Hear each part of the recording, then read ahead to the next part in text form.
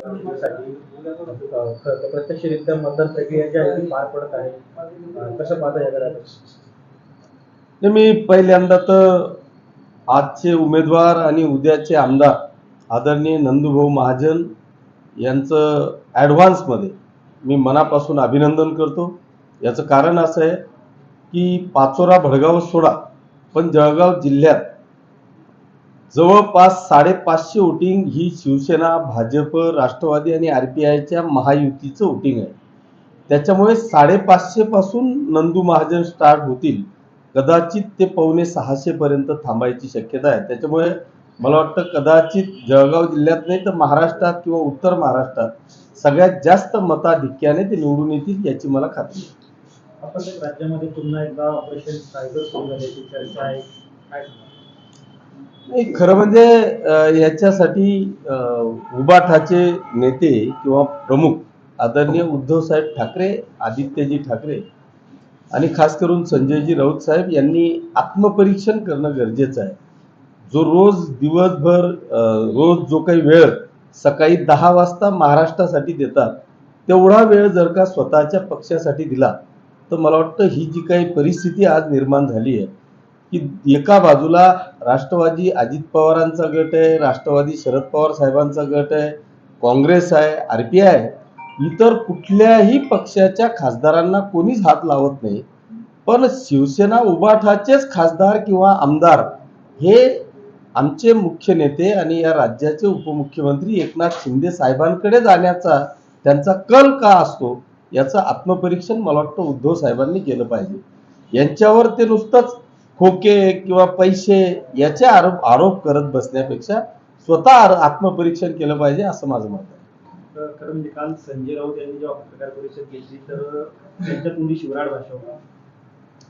नाही, त्याचं कारणही असं आहे, तो शोलेचा त्या असरानींचा एक हे आहे, ते SP वगैरे असतात आणि ते सांगतात की ते आधे इधर जाओ आधे उधर जाओ बाकी मेरे साथ आओ, आणि जेव्हा मागे फिरून पाहतात तर त्यांच्यासोबत ते एकटेच असतात.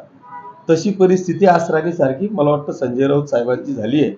त्यांनी सांगितल्याप्रमाणे आधी इधर जाओ आधे उधर जाऊन मागे फिरून पाहिलं तर कोणीच नाही. त्याच्यामुळे ती अवस्था झाली आहे की त्यांच्या मुखातून आता शिवराळ भाषा यायला लागली आहे. ही वस्तुस्थिती आहे की ते परेशान झाले. महाराष्ट्रातल्या जनतेने त्यांना नाकारले. आप्पासाहेब त्यांनी असंही म्हटलेलं आहे की मुलासारखं बाळासाहेबांनी म्हणजे शिवसेनेच्या नेत्यांवर प्रेम केलं, बाबासारखं उद्धव ठाकरेंनी सांभाळलं, तरी देखील ते सोडून जात आहेत. नाही, नक्कीच मी हिंदू हृदय सम्राट माननीय बाळासाहेब ठाकरेंच्या बाबतीत जर का संजय राऊत बोलले असतील तर ते योग्य आहे, खरं आहे की बाळासाहेब ठाकरे हे मुलासारखंच प्रेम करत होते. जेव्हा नारायण राणे साहेब गेले किंवा राज साहेब गेले त्यावेळेस बाळासाहेबांचं वक्तव्य असं होतं की या रे पाखरांनो या. पण आता जर का तुम्ही उद्धव साहेबांचं वक्तव्य पाहिलं असेल तर ज्याला जायचं त्यांनी जा, हा जो द्विधा भाव आहे, हा जो फरक आहे, हा बाप बेट्यांमधला आहे. बाळासाहेब ठाकरे ह्या देशाचं आणि जगाचं लक्ष वेधणारं एक नेतृत्व होतं आणि एका बाजूला उद्धव साहेबांचं जर पाहिलं तर मला असं वाटतं की ते आता परिवारापुरते राहिलेले आहेत असं माझं मत आहे.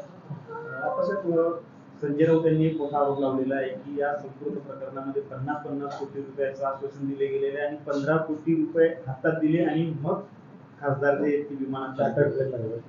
तेच मला तर ते संजय राऊत साहेबांचं कळत नाही. एक तर ते सकाळी 10 वाजता पत्रकारांसमोर असतात, तिथून आले की सामनाच्या कार्यालयात घुसतात, त्याच्यानंतर ते कुठेच बाहेर दिसत नाही. पण संजय राऊत साहेबांनाच असे काय स्वप्न पडतात की बरोबर 15-15 दिले, 35 राहिले, 50 द्यायचे.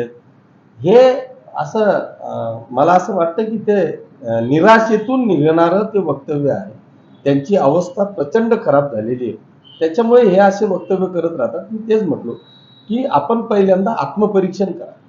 पैसे देण्यासाठी अनेक लोक आहेत ना, मग राष्ट्रवादीच्या दोघं राष्ट्रवादी आहे, काँग्रेस आहे, उभाठा, म्हणजे हे सगळे पक्ष असताना तुमच्यावरच ही का वेळ येते, तर याचं आत्मपरीक्षण मला वाटतं उभाठाच्या सगळ्या नेत्यांनी करणं गरजेचं आहे. म्हणूनच ही परिस्थिती त्यांच्यावर येऊन ठेवली. आप्पासाहेब दुसरीकडे या ठिकाणी 6 खासदार जे आहेत ते उभाटाला सोडून शिंदेच्या सेनेमध्ये प्रवेश करणार असल्याची चर्चा आहे. दुसरीकडे उभाटाने त्यांना व्हीप बजावलेला आहे. काय वाटतं आपल्याला, काय होऊ शकतं? तो व्हीप बजायच्या आधीच आपला गट स्थापन झालेला आहे. 6 लोकांचा गट स्थापन झाल्यामुळे आता नेमकं त्या गटाचे नेते कोण आहेत हे मला सांगता येणार नाही. पण एकदा जर का गट स्थापन झाला आणि ते गटाचे नेते जर का झाले तर त्या नेत्याचा व्हीप त्या गटाला लागू होतो. त्याच्यामुळे आता यांनी किती व्हीप वाजवले तर त्या व्हीपचा उपयोग होणार. आप्पासाहेब हे 6 खासदार शिंदेच्या सेनेमध्ये प्रवेश करणार आहे. शिंदेच्या सेनेमध्ये प्रवेश करतील ना, म्हणजे ओरिजिनल शिवसेनेमध्ये ते प्रवेश करतील.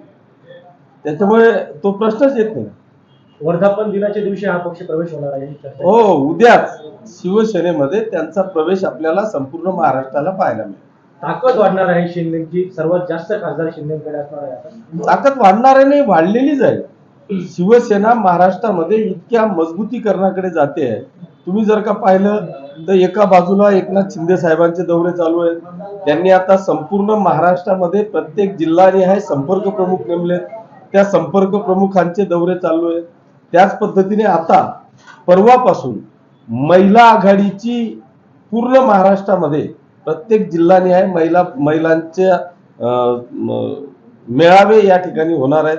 त्याच्यामुळे युवा सेनेची कामगिरी चाललेली आहे. त्याच्यामुळे आता पूर्ण महाराष्ट्रात शिवसेना हा एकमेव सक्षम पक्ष दिसेल.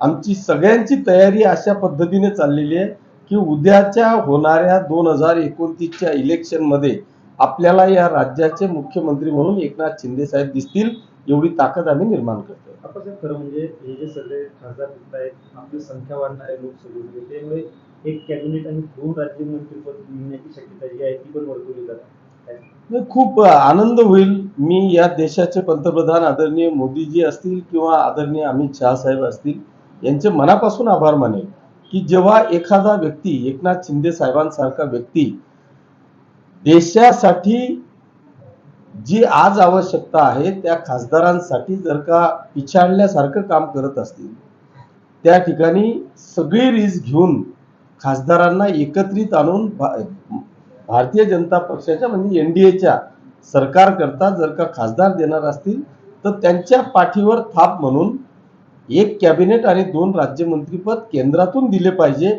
आणि ते जर देत असतील तर ते निश्चितपणे कौतुकास्पद आहे.